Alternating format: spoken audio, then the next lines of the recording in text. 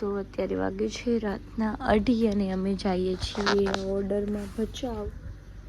મમ્મીજી હાલો, બ્લેન્કેટ લઈ લેવું છે ગાઈસ, બ્લેન્કેટ વગર ના ચાલે ગાઈસ. તો હવે અમે નીકળીએ છીએ ભચાઉ જવા માટે ગાઈસ. તો હવે અમે ચાય પીવા ઊભા રહી ગયા છીએ. કા મમ્મીજી? Mahalakshmi T point. ચાય પીશો તમે બધાએ? પી લેસી બોલ. તું સીધી મેચિંગ મમ્મી. દેવલબા તમે પિંક લઈ આવો કેમ કે ગાઈસ હું એ મેચિંગ સીધી ડાઈ બહુ હે કા સીધી.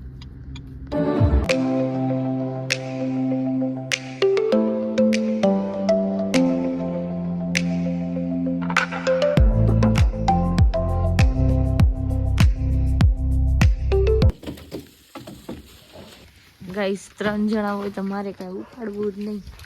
કેટલું સારું. દેવલબા દેખાશે ની બ્લેક સ્વેટર હે ને. તો હવે અમારા બ્રાઇડ રેડી થઈ ગયા છે અને લુક એટ ધીસ, કેટલા પ્રીટી લાગે છે રેડ ચોલીમાં.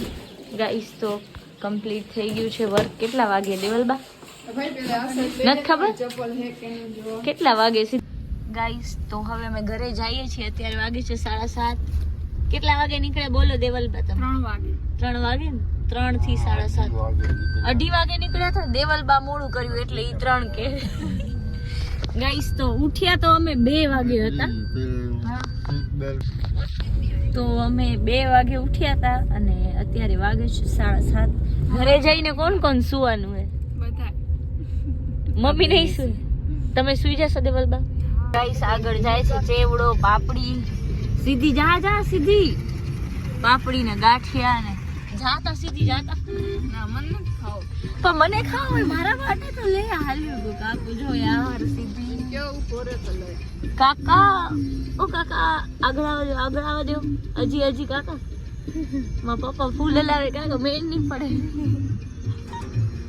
સીધી કેસે આ શું કરે મૈત્રી. ગાઈસ અમે લેવા આવી ગયા છીએ ઇડલી સંભાર ભચાઉ થી ડાયરેક્ટ.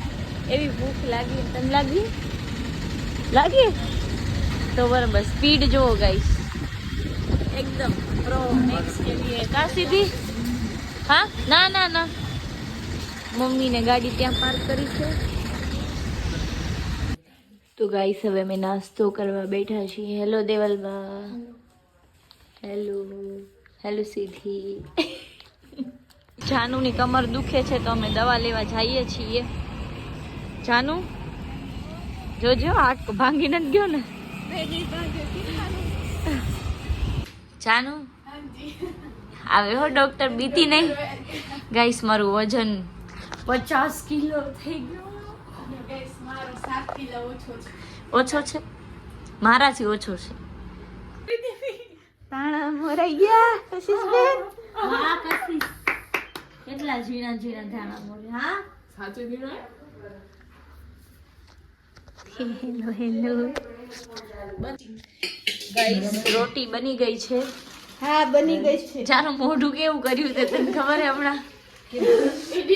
यहाँ पे सब लोग खाना खाने बैठे हैं गाइस. मम्मी जी छाछ बनावे छे. कशिश तू करो करी હતી છાશ પીવું છું.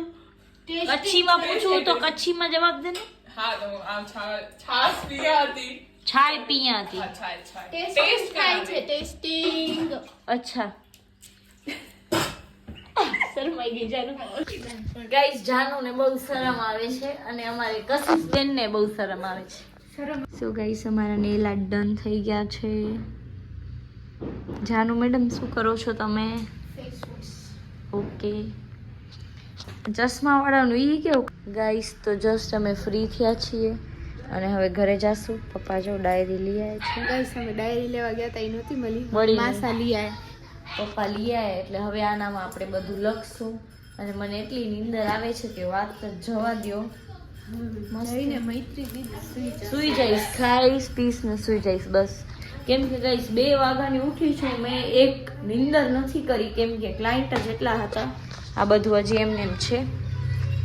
મેમ ये कल रखना इधर साफ करना। ठीक है ठीक है ठीक है आले चावी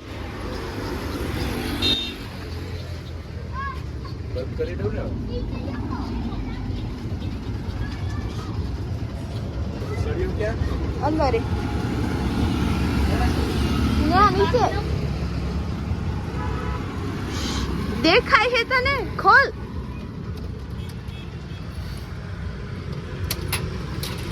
गाइस આનાથી એક લોક નથી ખુલતો જવા દે આવી ગયો પેલા ખમ ઊભો રે મુની માસીને કહું આ શું કરો છો એને રૂમાલ બાંધી દો પણ ઈ બાંધવા નથી દેતો આ કાલુ ને હટા. બળતરા થાય તમે કે બેને હેડો હો તો રેને છાના માનો જાને જાનવાને કઈ કે એ કાલુ શું હે કાલુ છું કાલુ ઓય કાલુ અહીંયા કાલુ કાલુ ગાઈસ મિશન સક્સેસફુલ છે આપણે રૂમાલ બાંધી લીધો છે ફાઇનલી બાંધવાનો કાનમાં આટો પડી ભાઈ સાહેબ બાંધવાનો જ દેતા હે ને पीले पीले बेटा देखो जानू मम्मी बुला रही है तेरे को શરમ નથી આવતી ठंडी ठंडी जो केવું પીએ એને ગાઈસ રૂમાલ બાંધી દીધો મૈત્રી રૂમાલ છે ને કાટતો ની માં દીકરા એને ઠંડી ઠંડી બહુ છે એટલા પણ ઠંડી પડે હા ઠંડી પડે માં દીકરાને જો બંધ કરે પાછળ પગ ઠરે મોજા લઈ આવીશ કાલ ખો તું મોજા લાવી દેજે બરાબર મારા મોઢે માખો આવી જશે આંખમાંથી હોલ કરવા પડે બે પગ નાખી દેવા થઈ જાય ઉછળીમાં પાછળ આપણે પગમાં પહેરવાનું રહી જાય આ જો બધા કેવા બેઠા છે આ બધાય આ નાના ગલુડિયાનું દૂધ પીવડા હોય ગાઈસ તો સ્પેશિયલ હલવો આવી ગયો છે મમ્મી ક્યાંથી આવ્યો હલવો તું જ કે ને ના ના તું કે ના ના તું ગાઈસ મારા સાસુ મમ્મી હલવો મૂક્યો છે એમની વહુ એક તો અમે 50 કિલા વજન થઈ ગયો છે ગાઈસ મારું અને વધારે એમની વહુ જાડી થઈ જશે હવે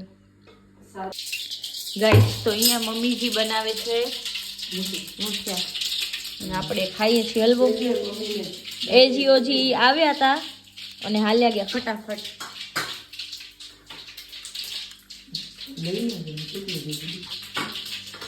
ગાઈસ જોરદાર છે મમ્મી તમને ખાવો ના બસ તમે ખાવ બેટા. તો કાંઈ નહીં હું તો ખાવ મને ખાવ સારું કાંઈ સાંજે જમીને સૂઈ જવાનું છે 2 વાગ્યાના જાગીએ છીએ આપણે ગાઈસ મારા ફેવરેટ મુઠિયા બની ગયા છે અને હવે આપણે જમી લઈશું ગાઈસ તો નાની આવ્યા છે આપણા ઘરે